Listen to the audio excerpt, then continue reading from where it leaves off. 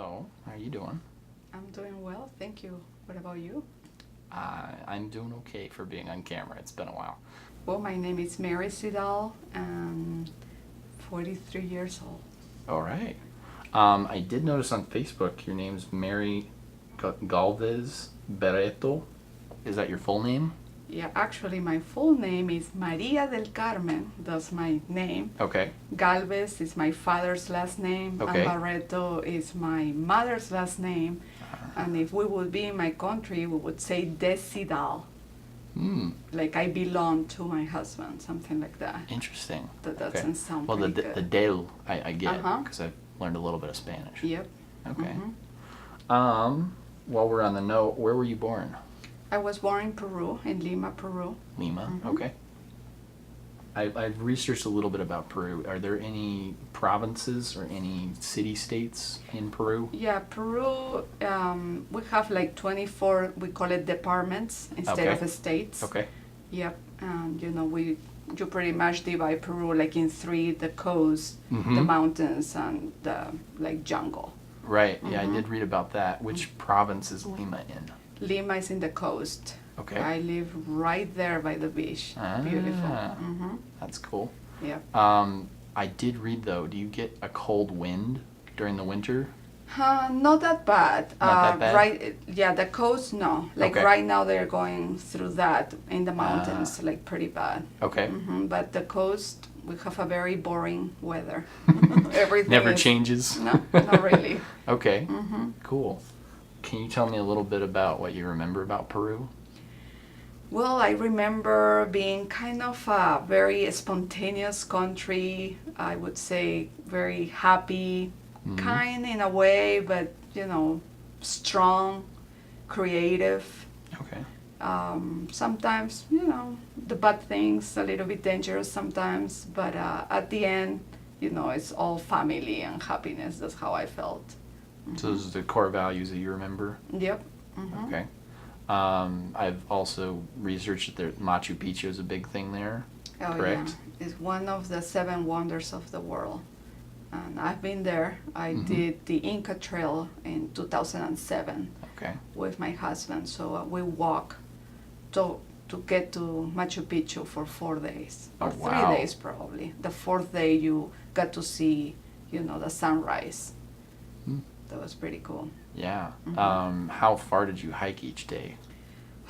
I don't know. I just remember it was like 8 to 9 hours walking every day and going up and down. Okay. But it was a wonderful, wonderful experience. My mom's wanted to always go there, but she can't right now. Mhm. But it's one of the wonders of the world she's wanted to see.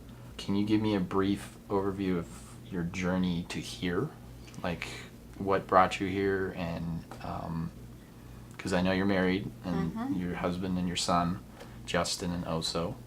But what brought you to the U.S. initially? Well, I studied in Peru accounting.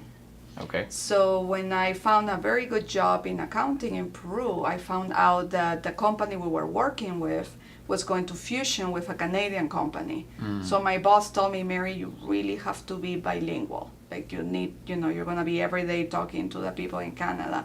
I'm like, oh, I only know red, yellow, 1, 2, 3. How are you? Where's the bathroom? So he told me the best way is to actually go and live in the country, immerse in the culture. Mm-hmm. And I was like, okay, I had a lot of friends in the United States, but I was like, I'm kind of like by the book person, maybe no anymore, but back then accounting. So a lot of my friends said, come on, come and we will get you a job. And then I said, no, I want to do it the right way. And I wanted to just learn English. So if I was going to be with friends, I would be speaking Spanish. So I signed up to become an au pair. It's kind of a nanny. Mm. Yeah, and they have to treat you as, as your family. Mm. So I came in April 2001 to take care of one child, a little girl, and she was 5 years old back then. Okay. Hmm. That's definitely not traditional like what you were talking about. But you just decided to focus on English when you first came? Yep. That was Yep. your goal? That was my goal, just to learn English and go back there and continue with the job I had. And at the end, things change a little bit because I stay here and I start dating who's my husband now. Mm-hmm. And then we said, okay, what do we do? And I said, let's date online. So he was not convinced with that, but I still had to go back to Peru. Okay. And then we, start like calling each other every day, being on the internet. And then he called me and said, Mary, I want to go and meet your family. I want to see Peru. So he went after probably 2 weeks. Mm. And he loved it. My family loved him. And then he said again, what do we do? And I said, I'm going to stay. Like, I have a great job, good money. I have a big house. I live in front of the beach. Mm-hmm. I'm not going to get that in Colorado. So, okay. So he came back and, we were kind of doing everything distance until at some point I said, how do you know he's not the right guy? And, I'm putting career first. I had no idea really what to do. Right. So I just took the risk and I said, I'll move there with him few months, Mm-hmm. whatever the visa would get me in. Mm-hmm. And that's what I did. And then, I quit my job and the whole thing. And then after that, he said, why we don't get married? And I said, I want you to see what it is to live in another country. Mm. So I said, you do it first. You need to go to Peru with me and then we'll see. So he went to Peru and lived with me there for 4 years. Mm. No, 4 months. Oh, I was going to say 4 4 months. years. No, 4 years, no. 4 months. 4 months. Yeah, and then, when he saw how, difficult can be to get used to a new culture, a new country, we came back and we decided to get married. Ah, We're okay. hoping to live in Peru. That was the whole idea at the beginning. Mm-hmm. Okay. Yep.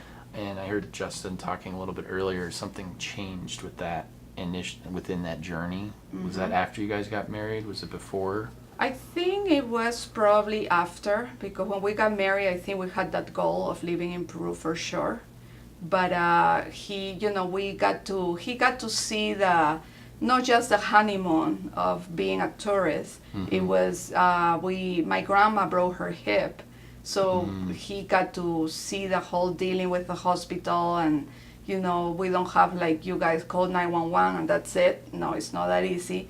So he had to see the whole bureaucracy and how things are in my country. And he was extremely frustrated. And he said, I don't think I can deal with that. And okay, that's, how we made the decision to live here in the United States.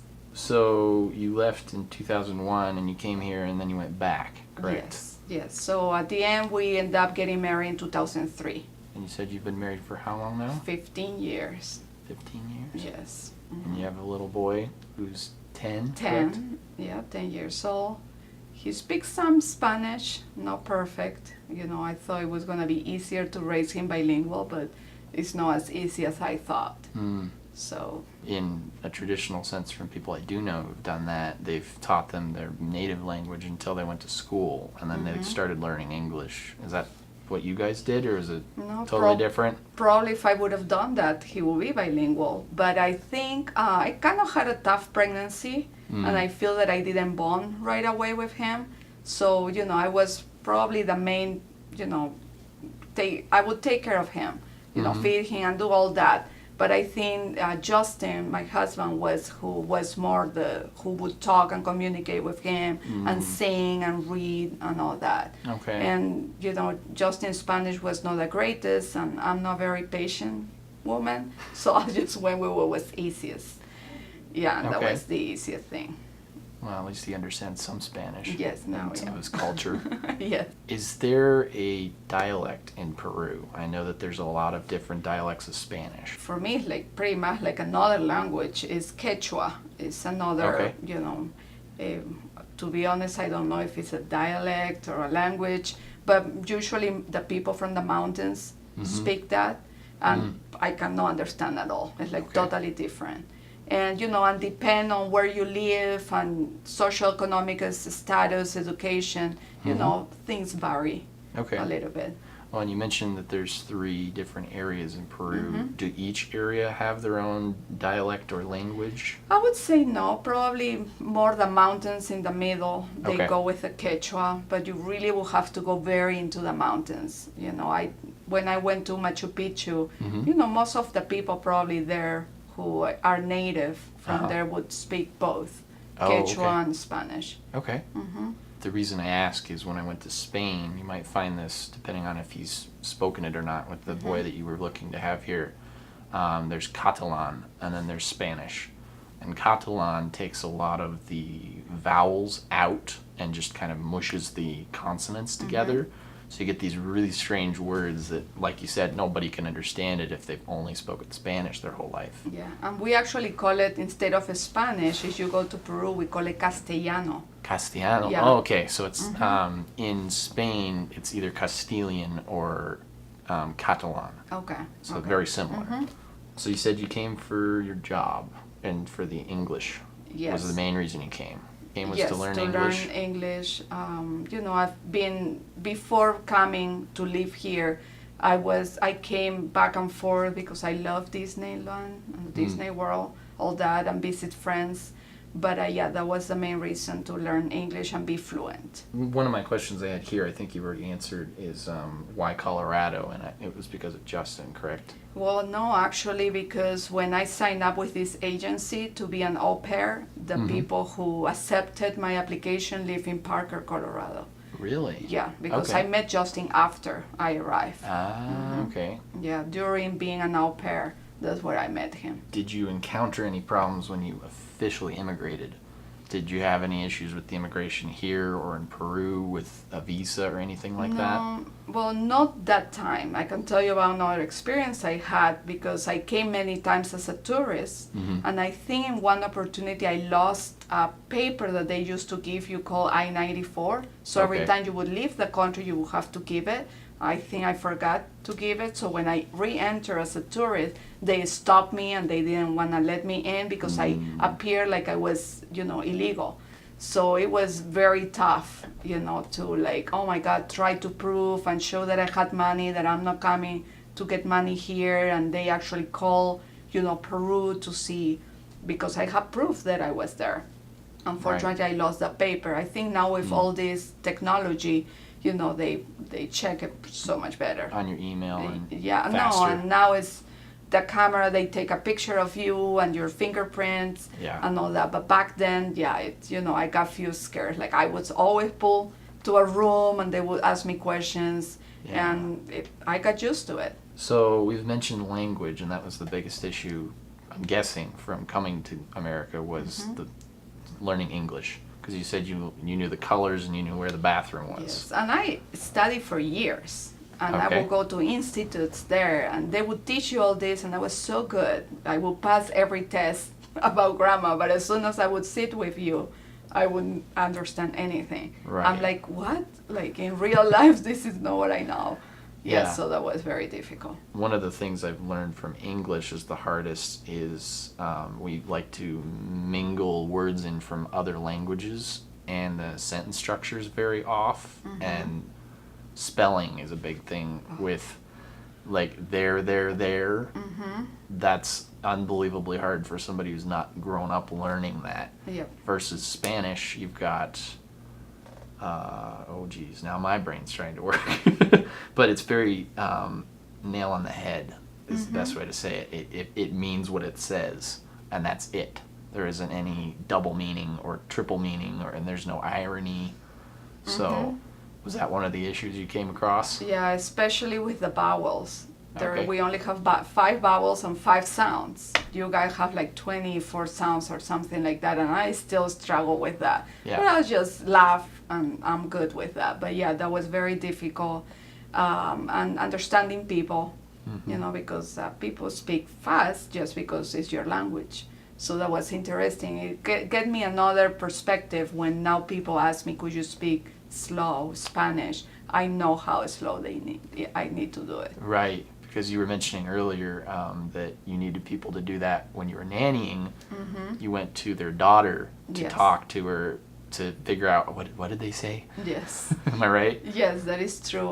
The little girl was 5 years old, and her parents would speak so fast, and I had no idea what they told me, the instructions, anything. And I would just ask the little girl, "Hey, what did they say?" And she would just explain to me. And I felt that I still have a very kind of limited language. Like maybe I'm not like oh wow, professional English. No, probably it's still the 5-year-old girl that taught me English. One of the things I've heard said about another language like Spanish is that you're fluent when you start dreaming in that language. Has that been the case for you? Yes, and now I dream in English, and sometimes when my family comes, for example, I get so confused trying to translate that I translate to the wrong person. Or I end up speaking Spanish to Justin and talking to my mom in English. I'm like, oh, I'm all confused. Yeah. So yeah. yes. That was another common issue in Spain when I was there. Was it was a bilingual set, and the director spoke Spanish pretty well, and the adults, if they were above like 40, didn't didn't know much English, and if they were 20 or below, they knew a lot of English. And she tried to give direction in Spanish and then forget what word she was going to say and say it in English. Yes. So Yes. that's another good example. What is the big language or religion in Peru? I know you're not religious, but Yeah, how do you know that? Catholic, I would say Catholic. probably 95% of the country. That was when I used to live there. Okay. Maybe has changed because there's a lot of different models of Christianity are getting into Peru. But when I was a kid, pretty much everybody was Catholic. Not necessarily that they would practice Right. and go every Sunday and all that, but yeah, pretty much everybody, and a lot of churches, beautiful churches. one of the things that I've been reading about is that you're right. There's a lot of people that grew up Catholic, their parents were Catholic, and they either decided to or not practice the religion. So some people were like, oh yeah, I know what that is, and then they'd never go to church on Sunday. What was your experience with that, especially coming to the U.S., where there's a lot of Christians and a lot of other influences here? For me, was interesting how many churches you guys have here. Like, I'm impressed. Because in Peru, I only see the Catholic ones. Because I think the Christian organizations there is usually the evangelical. And I don't know why, they kind of have a bad reputation. Everybody feels that they want to convert people. So it's not that popular, I would say. And when I came here, I was just surprised how many churches there were. And there's still, a good amount of Catholic churches.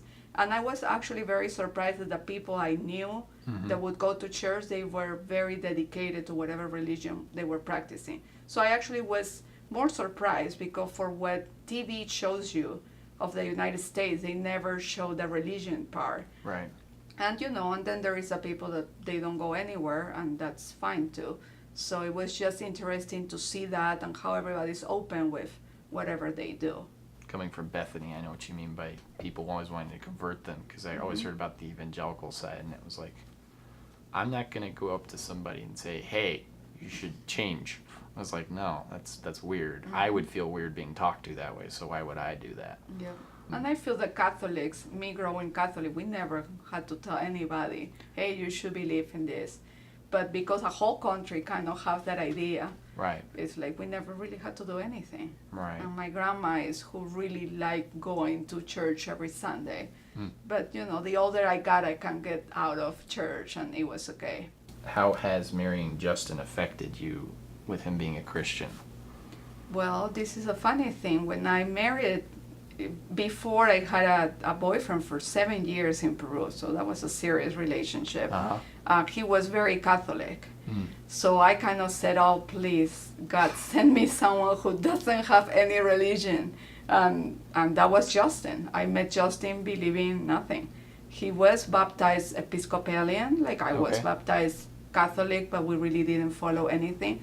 So when he decided to become a Christian, that was a slap for me. Right. So it really, brought a lot of conflict too. because a lot of people expected him to convert me. Right. And what people are saying, no, I'm very stubborn, and I'm actually very spiritual. So I have my own, beliefs and own ideas, and I practice them and live them every day. So it's like, so for him also has been hard. Mm-hmm. So because I challenge him with his religion, because like I told him once, if you believe in that, you have to show me, live it, live it. So, and that's hard, because like he said, well, I'm not perfect. I'm like, I don't know. I said, I live my own beliefs. So we always joke about it. We try to really respect each other. We try to support each other. I've gone to church with him, a few times. I used to go often, but, I had a little conflict with a church. So, and he has been at my church also a few times. He really doesn't feel that comfortable. Okay. But, he goes to support me there. And that's it. Now I don't go with him. He switched churches. And I said, no, I think it's better I'm just off, because I'm sure I will bring conflict at some point. And they even laugh, like the pastors even laugh. No, you'll be fine. Like, no, the other church said the same. Right. So we just joke. I'm very friendly with everybody. I love everybody. But that's what happened. Okay. Yeah, and raising our kid, that's very interesting. Because another thing, talking about Peru, like not so much for my mom. My mom was not a conservative, but for the rest of my family, it was very difficult that I didn't baptize my kid Okay. at all. Like, Right. Not even Catholic, but a lot of people really believe that, if he dies, he will go to hell. So I will have my aunts calling me and sending me emails, how, just do it and he'll be safe. I'm like, no, I don't believe in that. He'll be fine either way. So,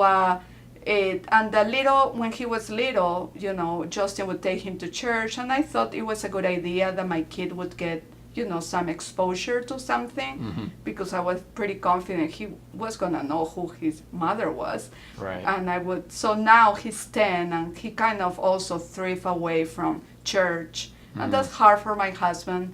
But I just love the way that my kid is just putting together whatever he thinks is God or whatever.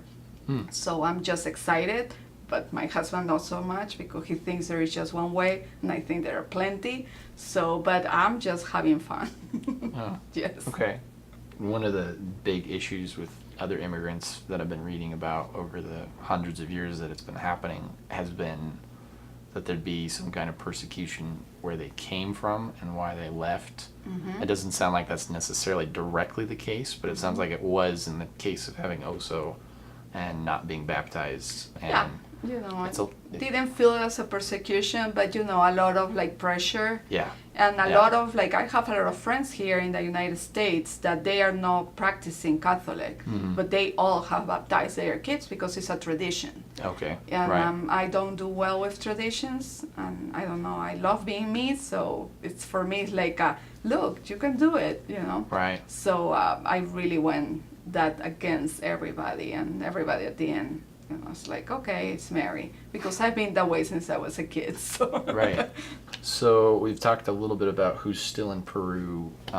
Who of your family is still in Peru? I know there's a lot. Yeah, everybody. I'm the only one here. Okay. Yeah, like my mom. I grew up with my grandma, my mama, my aunt. They were all single, and a lot of fun. So that's my main, family. Okay. And then, my cousins, my uncles, my aunts, they all live in Peru. I have one cousin who lives in Canada. Okay. So it's kind of fun because we can talk about our experiences and, how it's to be married with, someone else, to speak a different language, and all those funny anecdotes. Right. So that's fun to have her with that very similar experience. But yeah, everybody's there in Peru. Okay. You mentioned your mom. Do you know your dad? Well, my mom was a single mom. Okay. So let's say that my dad was not available. Okay. So I probably saw him twice. Okay. Yep. And I recently looked for him on Facebook. So I Did found, you? Yeah, I found some family. So that was fun for me Okay. to communicate. But they still don't know about me. So, but I was okay, I'm very open-minded, and actually the person that got in contact with me was like, wow, I'm just impressed. And like, yeah, I didn't look just to be mean or say, hey, I'm here. No, I just wanted to know if my kid has more cousins. Right. Or also for health reasons to see what I need to look for. So my dad's side, I don't really have any contact at all. My wife's grown up with that because she didn't know her dad at all. So it's nice that you've been able to meet him, or at least talk to him a couple times. Yeah. But it's nice that you had a family around you to help with that. Yes, that was good. So they live in Lima, right? Yes. In Peru? Mm-hmm. Okay, I thought so. And you keep in touch pretty well, from what I gathered? Yes, Over a lot. Facebook? Well, not a lot, but in Facebook, pretty much probably every day, I'm always asking, how are you guys doing or something. We don't talk on the phone a lot, I think, because of social media. Right. I remember when I arrived in 2001, I had to go to a Mexican place to get a phone card, $5, and spend 2 hours on the phone. Right. But now we really don't need that Yeah. because I feel pretty, good in contact with them. Most of the people I've researched about came long before any of the big technologies like social media and whatnot. There's a weird thing with social media that you feel in contact but not in contact. So do you feel like you're still keeping up well, or do you still want to make that 2-hour phone call once in a while? You know what? That's a good question because I'm okay with just social media, but I have the feeling my family in Peru would like the 2-hour Right. phone call. Right. Yeah. So I've noticed that. But sometimes, I go with the easiest thing. Right. So but in a way, it keeps me in contact more often. Like before, probably I would have talked on the phone every 2 weeks. Right. So now it's almost every day, and they can, we do a lot of like video or FaceTime with my son. Yeah. So that's he can fun. grow up with them in a sense. Yes. And since for him, technology is normal, for him, he's like totally normal. Let's talk to grandma or our aunt. Right. Yeah. That's definitely a thing from my generation because that was when the smartphones started happening. And I knew a lot of people that are like, oh, I never see my grandma because they're thousands of miles away in another state, another country. And I was like, well, mine live an hour up that way and 20 minutes that way. So it was weird to hear that. But it's nice that technology's at least let people communicate in one way or another. Definitely.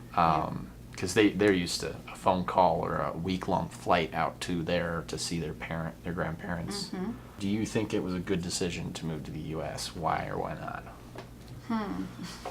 I think it was a good decision because I cannot even put myself there. But it was, I have sometimes my doubts because I totally have changed who I used to be. Right. Yeah, but the opportunities here are, I would say, bigger than in Peru. Like I got to, open my business here. I don't think I would have done that in Peru. Right. So, things like that and, safety, like when my family comes, for example. It's not that Peru is so dangerous, but you really have to be very aware of your surroundings. Right. Because if you're not careful, someone is going to just, take something. Right. It's normal. Like I grew up like that, so for me that's normal. So then you come here and it's like, oh my goodness. Like you literally don't have to even be aware. No. Still there is, some robbery, but it's not Right. like the every single day. No. And something I have, and I don't know if you even want to hear it, but I was writing a book long time ago called In the Middle of Americans. Of course, I'm not a writer, so I just had a few pages and that was it. Okay. But something I realized when we live in Peru with Justin and come back, we realized we were so depressed here. And I always have been curious about why is that I see more depression here than in my country, which in my country I see more issues and more problems. So I have my own, idea. And I was telling my husband a long time ago, I said, Justin, just think about it. Like I leave for work and I know exactly I'm gonna hit, if I leave at 8 a.m., I know exactly I'm gonna hit the red light at Broadway and Littleton Boulevard. And I actually know exactly who's gonna be waiting for the bus. Like, everything is the same. So your brain is just in this mode of, okay, But in Peru, you wake up and you have no idea what's going to happen. And the red light hits and you are like, oh my God, I have to lock my door.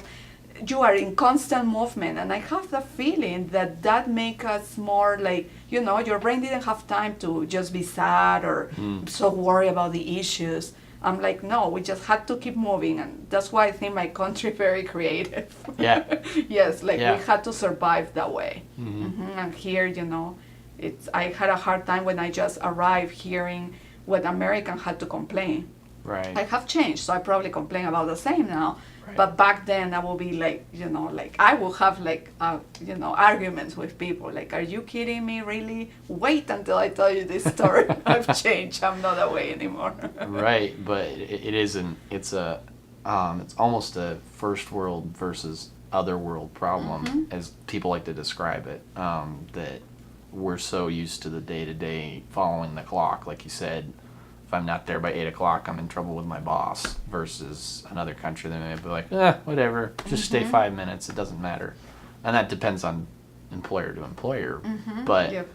I get what you're saying, that there's no time to worry about the little nuances in life. You're too worried about everything else going on around you and your circumstances, being aware of what's going on. Yeah, I literally think like the brain, the way your neurons are working and how, the adrenaline and all that, we're in constant, awareness. And I really think it's that because, I can see how we just are like robots sometimes.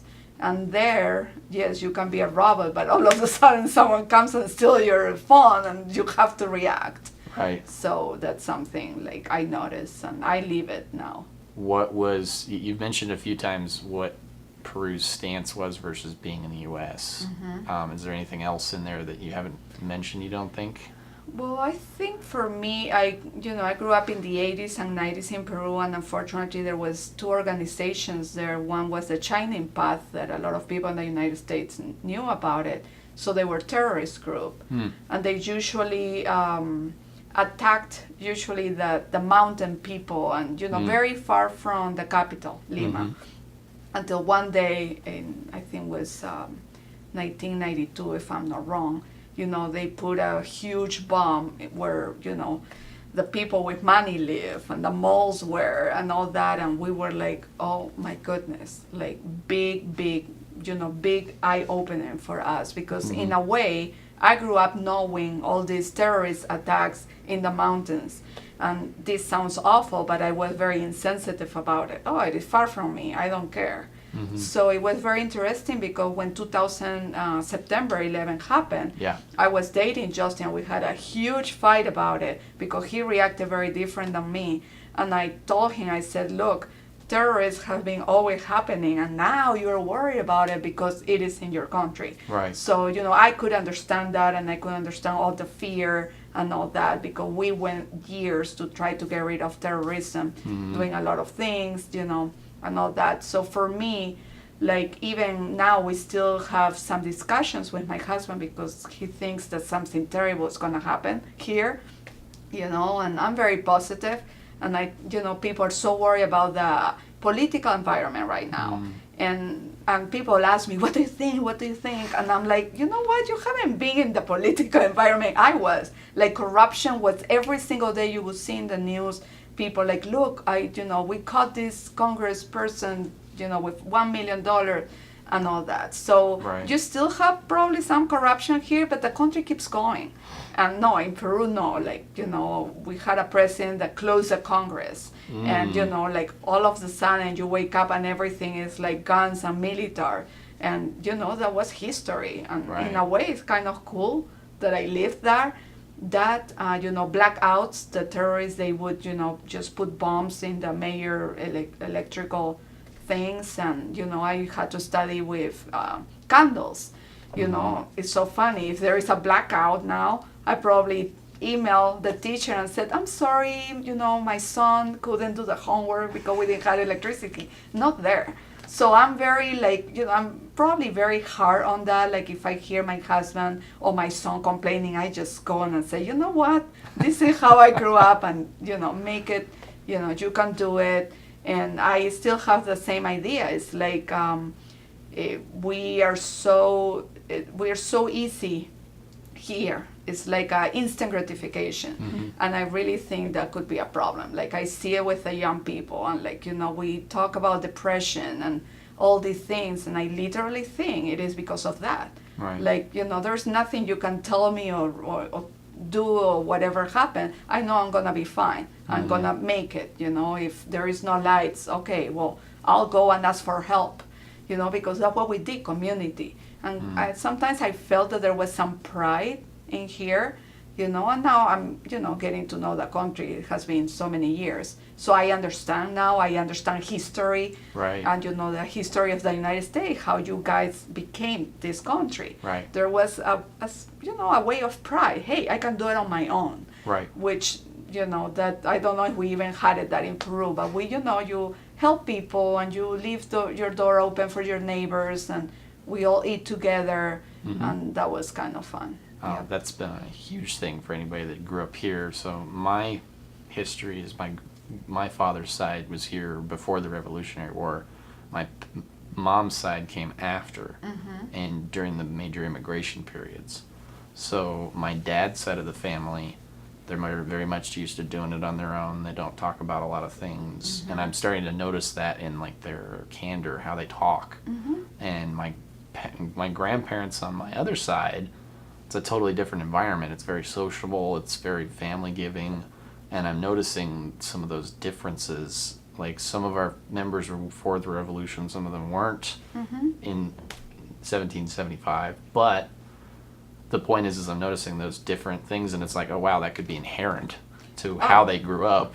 Definitely. rather than just how they are. Yeah, you literally, bring that because, your parents raised you, like even with Justin, he grew up like, you do it on your own and you don't talk about everything. No, I come from a country where there's no taboos. Even being so Catholic, if you actually get to see commercials in Spanish or that our soap operas, oh my God, like my husband, like, what are you watching? And like, I grew up with this. Like, there's nothing wrong. My husband, like, no, cover the eyes of our son. I'm like, why? Like, if he goes to Peru, he would see the same women dressing like that. So it's very interesting because I even don't know if this is important, but before leaving here, all the movies and TVs and Friends and all these sitcoms, Right. They show so much like open-mindedness. Right. But then I live here and I'm like, no, they are not as open-minded as they show on TV. So that was like shocking for me. Right. I could go on for hours about that because Yeah, I've me studied the history of TV. Oh, okay. So I can tell you there was a huge portion in history where that was a big thing, and there was a giant, like a cover of what you could do and what you couldn't do. There was a code that you had to follow, or it wouldn't get put on the air, or it wouldn't get shown in a theater. And eventually people just kind of rebelled against it and it got tossed out. But it took 30 years, so there's all this content that's got all this subtext that, like, you can tell that's what they really want to do, but they can't, so they show it in this way. Yep. It's interesting. Very interesting. It's like even if you go to Peru and see the news, it's so different. There is no filters there. Right. Something happened, they show you. And that's how I grew up. Right. No, and now I notice, we don't let our kids even watch the news. If you see now the parenting, it's like, no, why? But sometimes I question myself and I said, we are raising them in this bubble of everything perfection and how it's gonna, introduce to them when this is the real thing. So it's just, I'm still learning with that because I, like I always tell my husband, I watch news. That's what we would do every Sunday night. Right. What happened the whole week, and I'll watch terrible things. Right. And I keep telling him, look, and I'm normal, but he keeps saying, no, you're not so. Well, it's a difference of opinion in a lot of ways. Thanks for doing this. No, I'm happy.